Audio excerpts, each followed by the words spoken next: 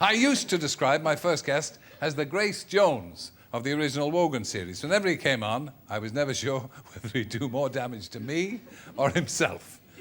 Here's an example.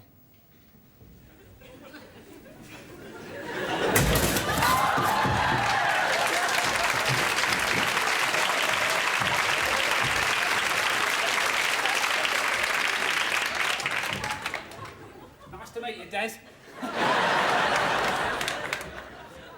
Is that your own suit, or are you wearing it for a bet? I could touch you on the knee. A little late with that? Yes, a little late. Admittedly, his repertoire is fairly limited to farting. Then it is the first fart on the Wogan show. Oh, I wouldn't say that. No. We've had quite a few. You have been here a long time. This is how you do stunts, right? Yeah. You get a breakable glass, like this is. And when you smash it into your head, it breaks, because it's made of sugar glass, right? Yeah. And they put on a big sound effect, because that makes it sound like real glass, right? Ah. Like this. Ready? Yeah.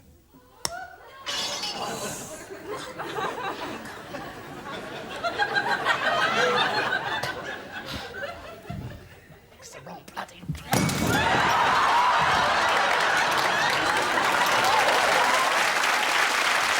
Back then, part of a gang of comedians that actually changed the face of comedy. 20 years on, he's still going strong. Welcome, Adrian Edmondson.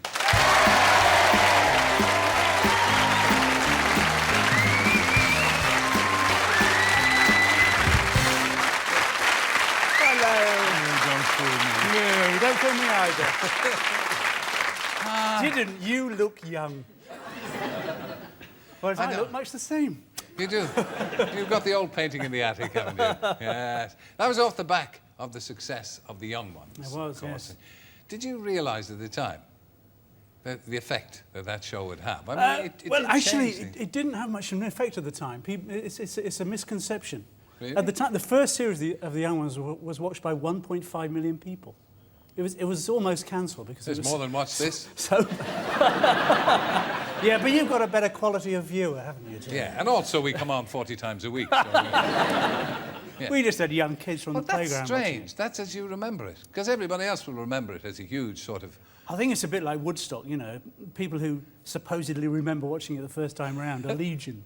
But it was quite small. There's a few kids from the playground who tell their mums and dads about it, and eventually they badgered them to. Did you not grow to huge proportions, though, the young ones? I've grown quite huge. Not. Your interviewing style seems to have changed over the years. Used to be much more polite. No, well, mine, it's more, when I meet you, it's driven by fear. So it was a type of humour that hadn't been seen before. I don't know if it hadn't really. Hadn't. I mean, we were only really following on from people like the Goons and Monty Python. We thought, you know, it wasn't really that much different. We had a lot of kind of slapstick in it because we grew up with Rolf Harris's Cartoon Time, you know. And we just loved the Roadrunner and Tom and Jerry. So if you want to blame alternative comedy on anyone, it's Rolf Harris. Easy, man. Is he? Yeah. He's still there to the good, painted like a good one. Did I just? What? Someone told me before I came on that you know when I said fart on your show. Apparently there was buckets of hate mail. Well, no, fart was never acceptable. Was it not? No. But we all do it, don't we? I mean. Well, no, I don't. My dressing room is next to yours, Terry, and I can assure you that you do. Damn those paper-thin walls. BBC cutbacks. Anyway, you came back again. Yes. And I had another fragrant taste of you. Really? Oh, yeah. Lord. I'm sorry. Oh. I'll ask you probably the most interesting question. A lot of fun in the Edmondson household. Who makes the jokes? Because between you and Jennifer, people would love to know that. That's the boring question. 5, 4, 3, 2, 1.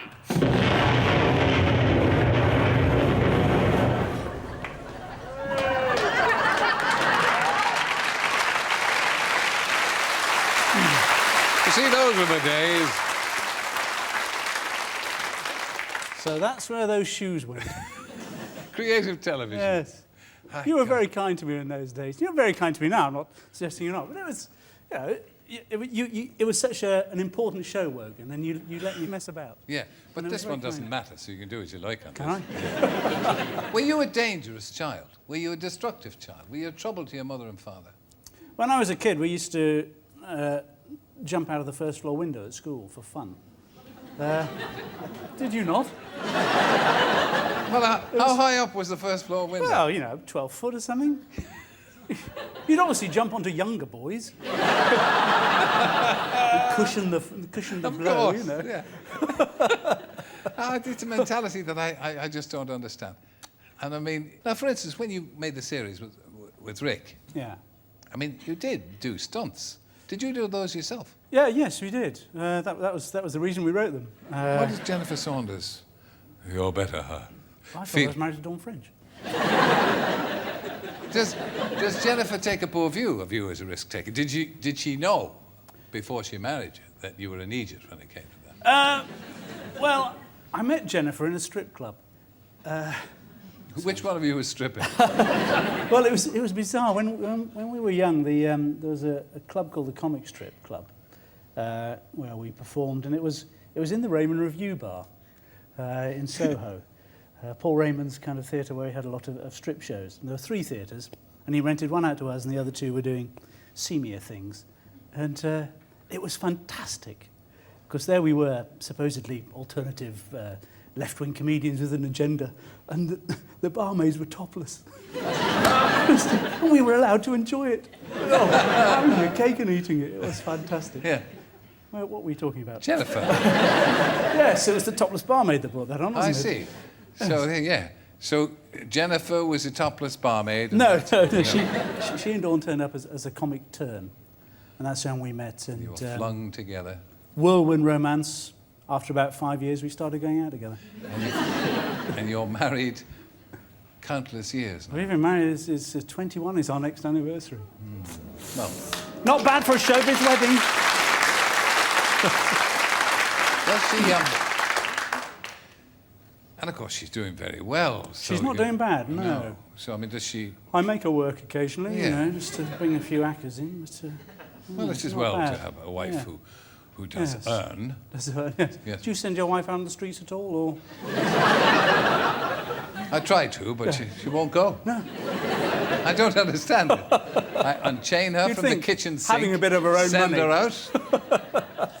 Now, look, could you see your way clear to sitting there for a little bit longer? Yes. And then, after the break, Britain's most charming man, according to himself. I've never believed him. Nigel Havers, he'll be here. So for heaven's sake, you don't want to miss that.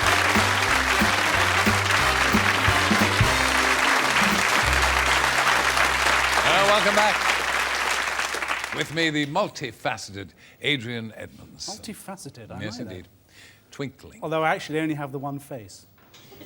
It'll do for me. Thank you. In 1991, cast your mind back, if you may, Bottom. You know, we always wanted to call Bottom My Bottom, so that the continuity announcers would have to say, and next on television, My Bottom. Did you see Rik in My Bottom last night? It gets ruder. So, you were saying that you regard yourselves as too mature to be doing that kind of thing now. I don't think... I'm not mature mentally. I'm just too aged physically. And what about Rik? He's gone, yes. He's shot to pieces. Is he? He's like a Blenheim bomber with only one wing. So, I mean, do you still Spinning round madly. keep in touch? He had that terrible accident. He didn't did. It was quite a long time ago. Yeah. We've done several tours since then. Oh, yeah. But we've kind of stopped working together for a moment. We've done this in the past. We do have a plan in about 15 years to be a couple of old gits in an old people's home. You could be in it with us. You're an old git, you'll do. No, I'm an old git already. You think you'll not be around in 15 No, I might years? be around. I'm older than I look, you know. No, well, No. What do you think of today's double acts? I think they're very funny. I don't particularly want you to take the old curmudgeon's view. No, well, But- it's very hard to not prefer things that went before you. I mean, we grew up on Monty Python, Eric and Ernie, and I know that we can't beat them. I don't think anyone else can beat them, and I haven't seen anything yet that really makes me think those are the successors to Eric and Ernie. And I suppose as you get older, humour dates, doesn't it? Nothing dates more than humour. But Eric was a singular person. He would come on and he would be funny. He wouldn't say anything. He wouldn't. I remember seeing him in Christmas shows come on and not move a muscle, and people were laughing. There's something. What's going on there? That's something no one else can do. Yeah, exactly. Yeah. You've moved on and become. In fact, I saw you the other night. A serious actor. A serious actor. Yes. Well, you know the Chernobyl disaster. You were in yes. that? Well, I've always thought of myself not as a comic but as an actor. I mean, I've That's never. what you always wanted to be. Well, I've never been a stand-up comic. I've always played characters. You know, even with Rik, it was always a double act. Yeah. You know, and convincing people that you are. Obviously, sometimes for different effect, but it's still about pretending to be someone else. So you're not particularly going to follow a serious actor career. I'm actually going into Holby City for a while. What's wrong with you? I've done three episodes of Holby already as the same character. What are you? A master surgeon? I'm a consultant, yes. Oh. Once you've done 3 episodes, you feel like you know as much as a doctor. It's fantastic. I've done a liver transplant, I've done a heart transplant, done a caesarean, I've done a tracheostomy, emergency one. If you had an upper airway constriction now, I could get an empty biro and save your life. There's also another facet to you, which I'm going to drag out now and shame you with. You have a flair for the unexpected.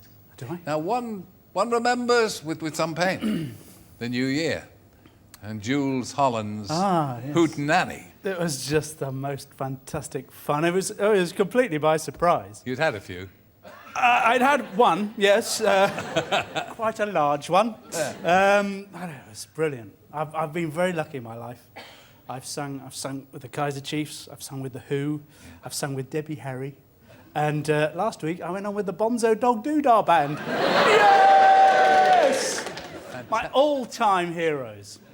Fantastic to see you again. Yeah. Thank you for joining. Thank you, Terry. Can I just say, yes. I don't think you've touched me on the knee yet. What's happened to the old style? Terry was always famous for doing this, weren't you? Come on, or I'll do an Anne Bancroft on you. You know how to hurt a person. Ladies and gentlemen, Adrian Edmondson. Thank you very much. Cheers, Terry.